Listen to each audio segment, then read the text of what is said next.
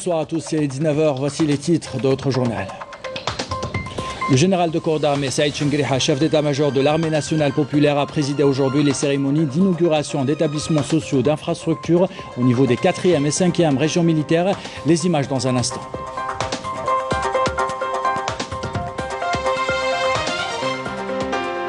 La campagne électorale pour les prochaines législatives du 12 juin entame sa dernière semaine. Nous écouterons dans ce journal le président de l'ANI, Mohamed Sharfi, qui a évalué les 2 premières semaines de cette campagne.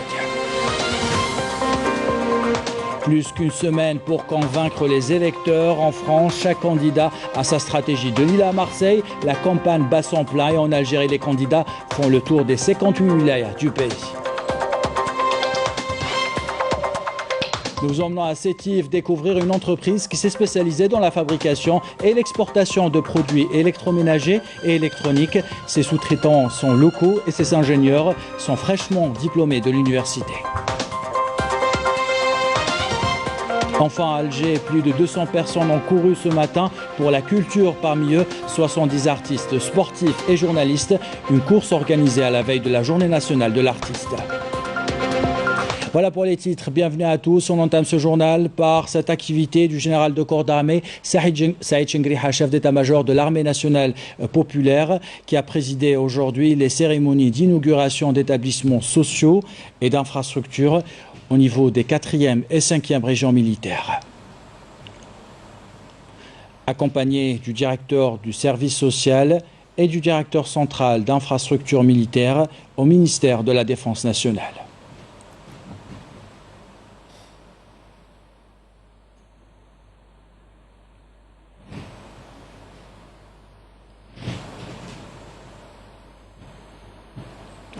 À la base aérienne de Biskra, le général de corps d'armée Saïd Chengriha a été accueilli par le général-major Tlemceni Omar, commandant de la 4e région militaire.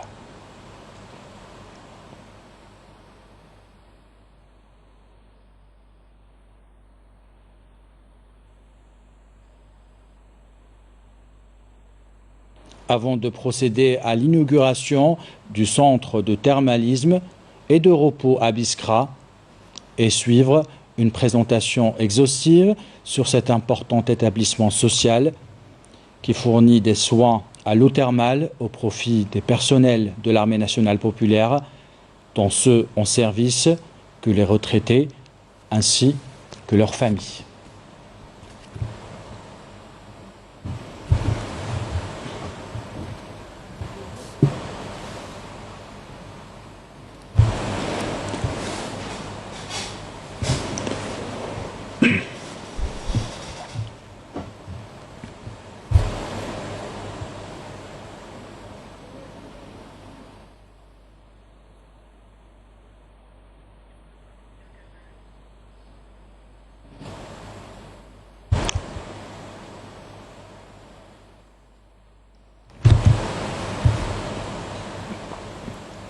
On s'intéresse maintenant au volet consacré aux législatives du 12 juin prochain. Le président de l'autorité nationale indépendante des élections, Mohamed Sharfi, a animé aujourd'hui au Palais des Nations une conférence de presse pour évaluer les 2 premières semaines de cette campagne. 6000 activités ont été organisées par les partis politiques et les listes indépendantes. 400 dépassements ont été relevés en rapport avec l'affichage anarchique et le non-respect du protocole sanitaire. Couverture Zakaria Mehoubi, commentaire signé Amel Bouharba. Le président de l'autorité nationale indépendante des élections, Mohamed Sharfi, a dévoilé que 400 infractions ont été relevées par l'ANI pendant la campagne électorale en prévision des élections législatives du 12 juin prochain. Il a ajouté que 287 mises en demeure ont été envoyées aux auteurs des dépassements et 28 cas ont été notifiés au procureur de la République.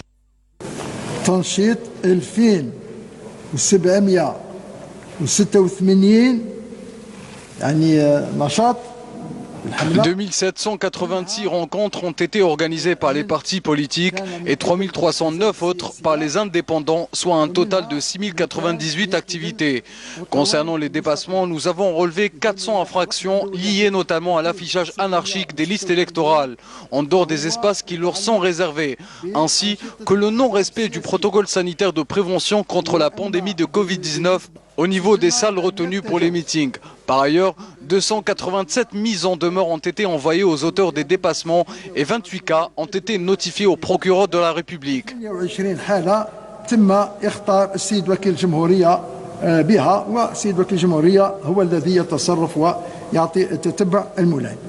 Selon le président de l'ANI, le nombre des candidats inscrits sur les listes indépendantes est estimé à 12 086. En revanche, les partis politiques comptent 10 486 candidats. En outre, 272 candidats sont enregistrés à l'extérieur du pays.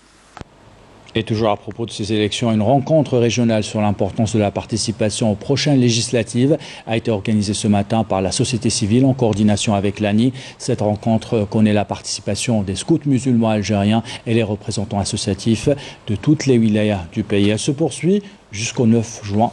Je vous propose d'écouter le président de l'ANI.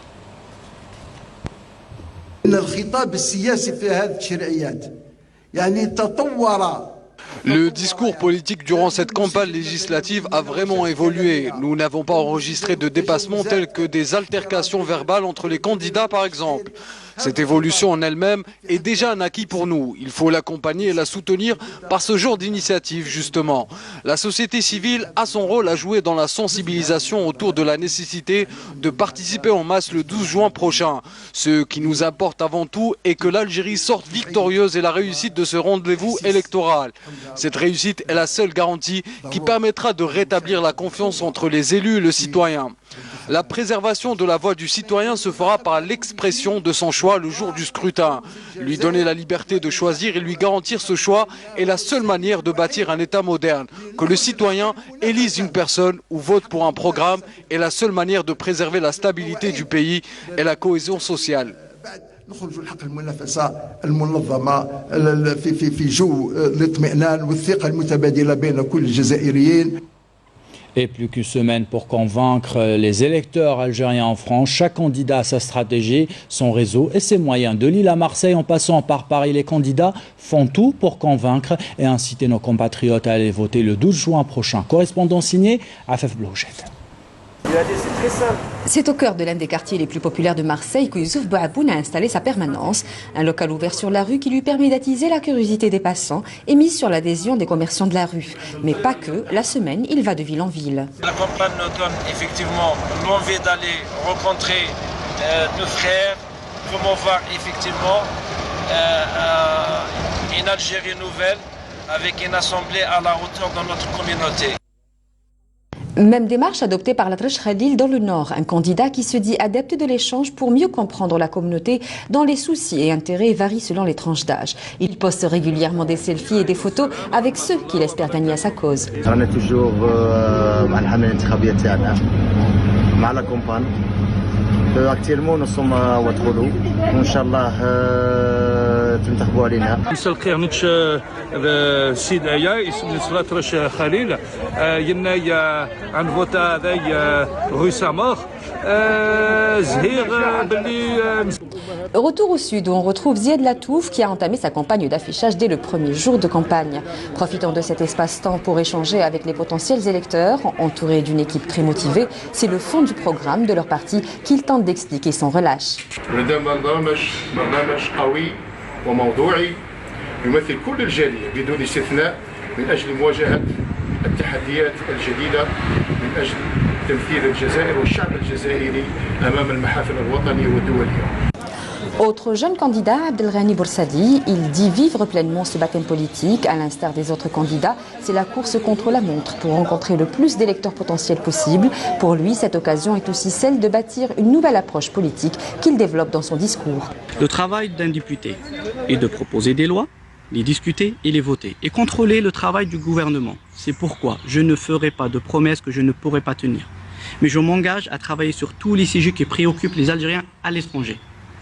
Et les sujets qui préoccupent les Algériens dans les 4 coins du pays étaient au cœur des meetings animés par les candidats des partis politiques et les candidats indépendants. Résumé avec Adel Boukhams. Le président du parti El-Wassit Siassi, Ahmed Laroussi Rouibat, a indiqué depuis Tipaza que la seule option pour l'édification de l'Algérie nouvelle consistait en la concurrence politique loyale. De Mascara et de Relizane, le responsable de Tala'a al-Hurriyat Reda Ben Wennan a indiqué que l'édification d'une Algérie nouvelle est tributaire de l'élection de représentants intègres et compétents. Le président du parti Al-Fajr al-Jadid, Tahar Ben Baibash, était à Tissemsilt et à Tiaret, où il a souligné l'importance de la future Assemblée nationale pour l'édification d'autres institutions du pays. Le président du PLJ, Djamel Benziadeh, a estimé depuis Sétif Msila que le changement politique pacifique ne peut s'opérer qu'à travers les urnes et de manière progressive.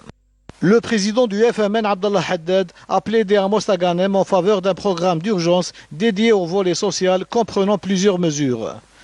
Le président du FAN, Djamel Ben Abdeslam, a indiqué depuis Msila que le prochain rendez-vous électoral est une importante étape pour amorcer un vrai changement. Abdelrazak Makri, président du MSP, a affirmé à partir de Mascara et de Relizane que sa formation a chargé des scientifiques et des chercheurs pour préparer un programme électoral sur des bases scientifiques. Mehend Berkouk, représentant du RND, a plaidé depuis Tindouf en faveur de la promotion du rôle des institutions représentatives. Le président du Front Al-Mustaqbal, Abdelaziz Bel'id, a appelé depuis Mostaganem et Tlemcen à un dialogue national politique, économique et social impliquant le peuple. Le secrétaire général du FLN, Aboul Fadl Ba'adji, a indiqué à Relizane qu'à travers ces élections, son parti politique aspire à faire réussir cette échéance électorale. Kamel Ben Salem, président du PRA, a affirmé à Ain Defla et à Alger que ceux qui s'opposent aux élections législatives servent des agendas extérieurs pour déstabiliser l'Algérie. Réformer le système de santé, permettre aux citoyens de se réapproprier la vie politique, des promesses martelées par les présidents des partis politiques dans les 58 wilayas du pays. Résumé avec Abdelmajid Bankassi. À partir de Biskra et El Oued, le président du mouvement El Islah Filali Rouini a mis l'accent sur l'importance de ce rendez-vous électoral qui constitue pour lui le point de départ d'une véritable rupture avec le passé. Mohamed Daoudi, secrétaire général d'El Karama, a plaidé à Khenchla et à Constantine pour l'introduction de l'éducation politique dans les programmes scolaires, regrettant l'insuffisance de la formation politique chez les jeunes. Depuis Guelma et Sougharas, le secrétaire général de l'ANR, Belkacem Sahli, a indiqué que la révision du système de santé était une priorité inscrite dans le programme électoral de son parti. Le secrétaire général d'Al-Nahda, Yazid Ben Aïcha, a affirmé à partir de Biskra et Ouled Djellel que sa formation politique militait dans son programme pour la protection des valeurs de la société. À Annaba Eskida, le président du FJD, Abdallah Jabla, a invité les électeurs à voter pour les candidats de son parti pour élire une assemblée qui consacre le principe de contrôle de l'action de l'exécutif. Le président du parti, Saout el-Sha'ab El-Amin Osmani, a affirmé à partir d'Alger que son parti présente un discours en synergie avec la réalité vécue par le citoyen algérien, basé sur les préoccupations recueillies à travers les différentes wilayas. Abdelkader Ben Grina, président du mouvement El Bina, a évoqué à Al-Arouat et à Médéa le projet de son parti qui vise une intégration sociétale à travers la réduction des disparités, l'équité et l'exploitation optimale des ressources du pays. De Tlemcen, le président de Djil El-Jadid, Sofiane Zilali, a mis en exergue l'importance du volet culturel dans le programme de son parti. Le président du FNA, Moussa Touati, a souligné à partir d'Al-Bayad la nécessité de sensibiliser le citoyen pour qu'il exerce son droit de vote, s'exprime et choisisse ses représentants. La présidente du TEJ, Fatima Zahra Zerwati, a estimé à partir de Biskra que les élections législatives du 12 juin courant constituent une amorce adéquate pour que le citoyen se réapproprie sa volonté. À partir de Biskra, le secrétaire général du Front de la bonne gouvernance, Aïssa Belhadi, a indiqué que le processus de transition démocratique en Algérie doit bénéficier de l'accompagnement de toutes les forces nationales. Voilà pour cette page consacrée aux prochaines législatives. À Oran, une cérémonie a été organisée pour commémorer le 40e jour de la disparition de l'Algéro-Irakien Abdelkhadem El-Aboudi, qui avait consacré sa vie au dossier des explosions nucléaires coloniales françaises dans le Sahara algérien. Une cérémonie qui s'est déroulée en présence du Conseil du président de la République chargé de la mémoire nationale Abdelmajid Chekhi, qui s'est engagé à organiser une rencontre sur les travaux de ce chercheur. Une session extraordinaire de l'Assemblée générale de l'ONU sur la lutte contre la corruption a adopté une déclaration politique qui comprend plusieurs axes, dont le lien entre la corruption et son impact négatif sur le développement durable. La déclaration politique issue de cette session, à laquelle a pris part le ministre de la Justice, garde des Sceaux, Belkacem Zormati, a fait mention de vides juridiques dans le système international de lutte contre la corruption. À l'occasion de la Journée mondiale de l'environnement, la deuxième édition du Salon virtuel algérien sur les déchets a été inaugurée. Il a été organisé sous le thème « L'économie circulaire en Afrique et les opportunités d'investissement ». Qu'en est-il de la stratégie développée par notre pays? Réponse dans cette couverture de Youssef Tafer, commentaire signé Abdelmajid Bankassi. La quantité de déchets ménagers produite annuellement en Afrique s'élève à près de 250 millions de tonnes, dont seulement 400 valorisés et récupérés. L'Algérie est, avec son capital expérience, pionnière dans le domaine de l'économie circulaire en Afrique. Pour preuve, cette deuxième édition du salon virtuel, auquel participent plus de 170 exposants algériens et étrangers, ont appelé l'Algérie à exporter son expérience dans le domaine de la gestion des déchets vers les différents pays africains. L'enjeu de cette deuxième édition est beaucoup plus de voir quelles sont les opportunités d'investissement pour les opérateurs économiques au niveau de notre Afrique. Donc aussi dupliquer et le transfert de savoir-faire, des connaissances des Algériens vers les autres pays africains. L'Algérie produit chaque année 13 millions de tonnes de déchets ménagers avec une valeur marchande de 94 millions de dinars algériens. Le plastique, à lui seul, pourrait générer plus de 60 milliards de dinars et pas moins de 7600 emplois directs. Bon, c'est une question très vaste, mais les enjeux sur l'urbain, c'est tout ce qui a trait au cadre de vie en général. Donc quand on parle du cadre de vie, il y a, comme vous le savez, la gestion des déchets, il y a tout ce qui a trait au bruit, tout ce qui a trait à la pollution atmosphérique. Donc le ministère travaille dans ces différents domaines, dans le domaine de l'environnement, il légifère, il accompagne les opérateurs dans le domaine. Malgré tout cela, beaucoup reste encore à faire en matière d'environnement. Et toujours à l'occasion de cette journée mondiale, on s'intéresse à une denrée qui devient de plus en plus rare, l'eau, d'où la nécessité de rationaliser sa consommation. Un système ancestral existe chez nous, il s'agit des Fougara qui distribuent l'eau de manière équitable et selon le besoin de chacun. Commentaire d'Amel Bouakba. C'est une technique ancestrale de captage des eaux souterraines et de gestion rationnelle du précieux liquide, utilisée depuis des siècles dans l'irrigation dans les régions du sud. Il s'agit des Fougara, un système d'alimentation hydrique traditionnel très réputé ici à Timimoun et notamment à Mterfa. Ces Fougara sont une sorte de galerie qui capte et draine les eaux souterraines pour les distribuer selon les besoins des agriculteurs. Ce système ancestral de distribution de l'eau permet une irrigation des palmeraies et des plantations. Il a plusieurs avantages, notamment économiser l'eau et lutter contre les pertes de cette précieuse ressource, notamment dans les régions arides qui manquent atrocement d'eau.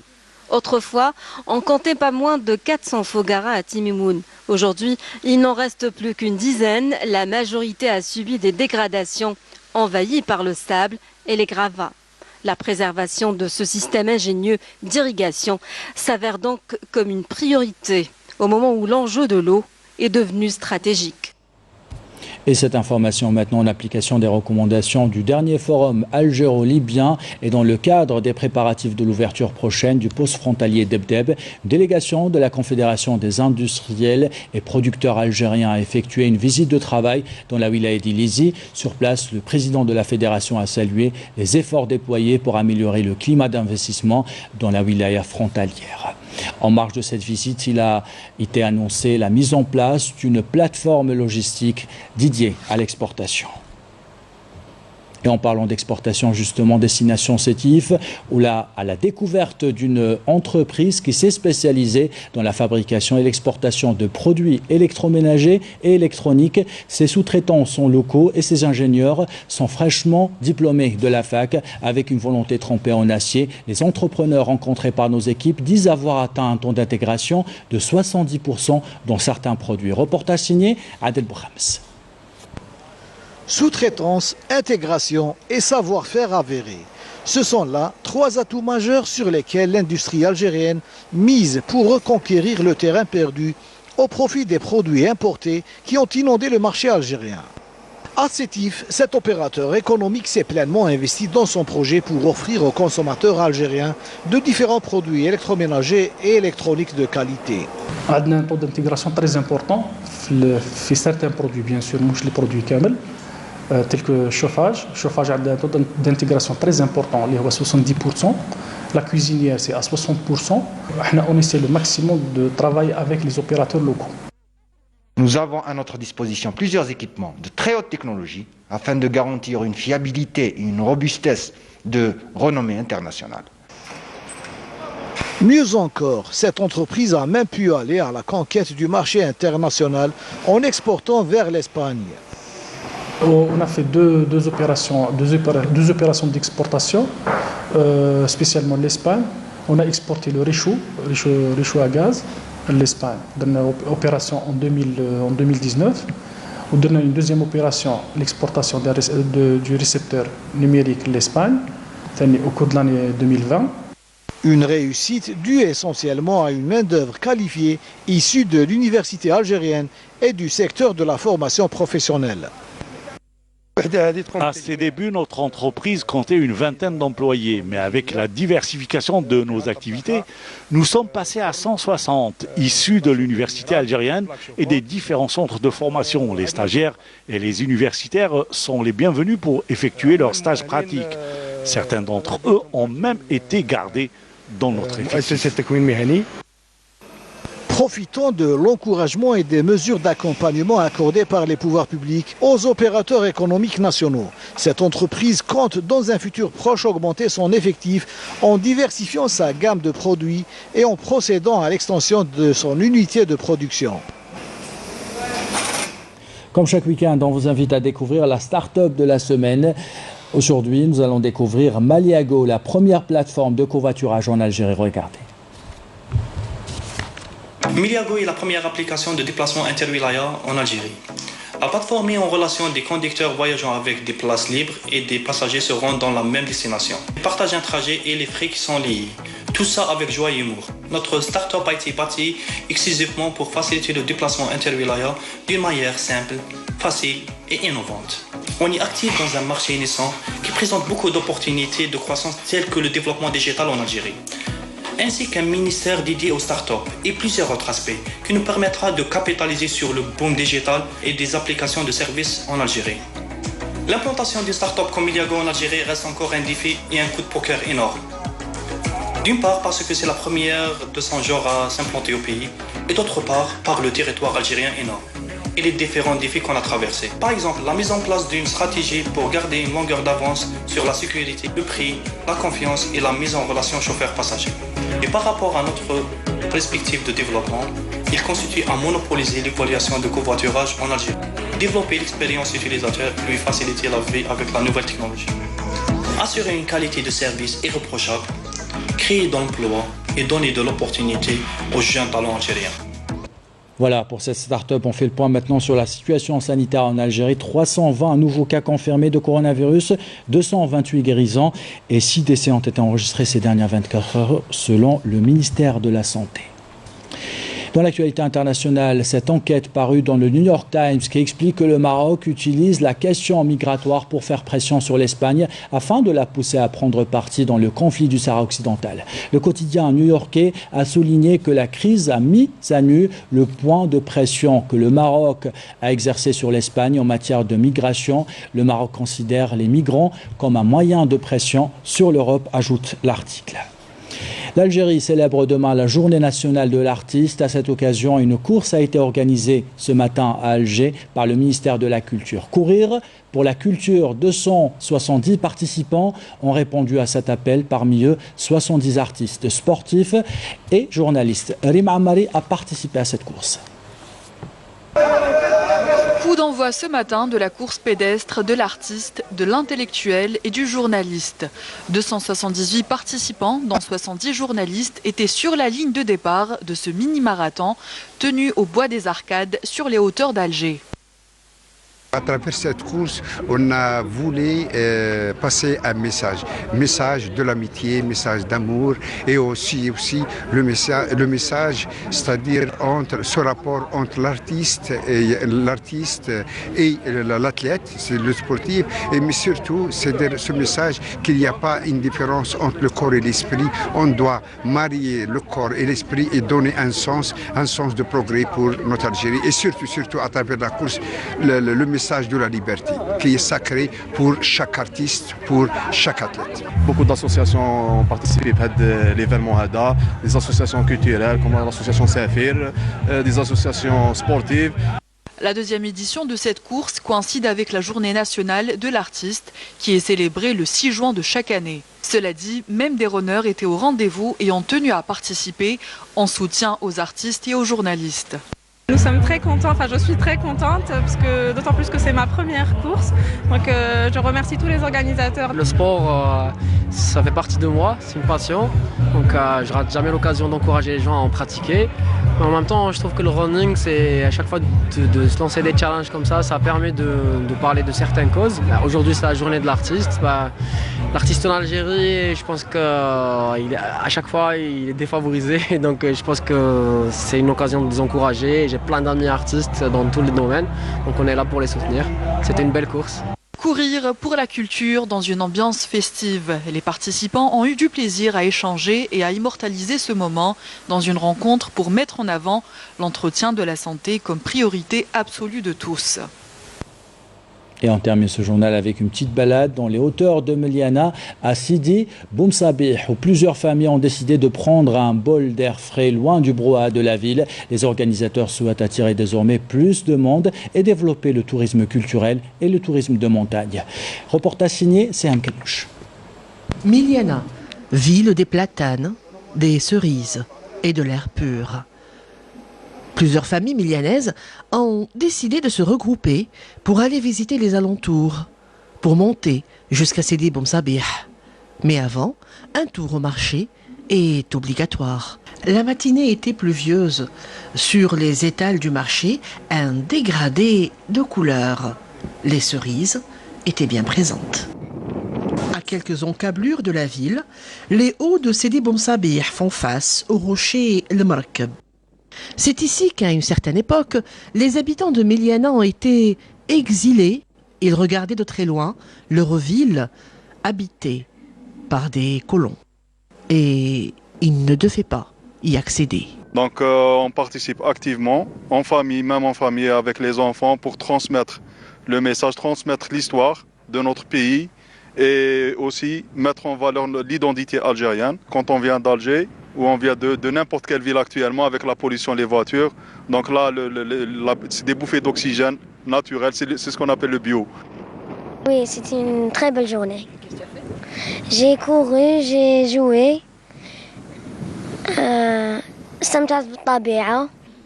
Une bonne marche sous une petite pluie du mois de juin. Et si les cerises étaient déjà sur les étals du marché, les amandes, quant à elles, toujours accrochées à leurs branches d'un verre qui se dit dans la région un verre fréqué.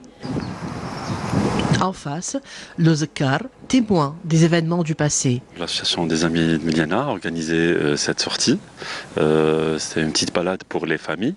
C'est dans le but de développer le tourisme culturel et le tourisme de montagne dans un endroit historique. Et surtout cette région au pied du Zakar, elle est connue par les amandes, mais aussi par la bonne cerise de Meliana. Sidi Boumsabih, au cœur du Zakar. Un lieu chargé d'histoire, un lieu qui nous raconte le passé de la ville de Meliana, visité souvent par ses enfants. Et ainsi va l'actualité, c'est la fin de ce journal. L'équipe de la rédaction qui l'a préparé, l'équipe technique qui l'a réalisé. Je vous remercie de l'avoir suivi. Merci pour votre fidélité. Belle soirée.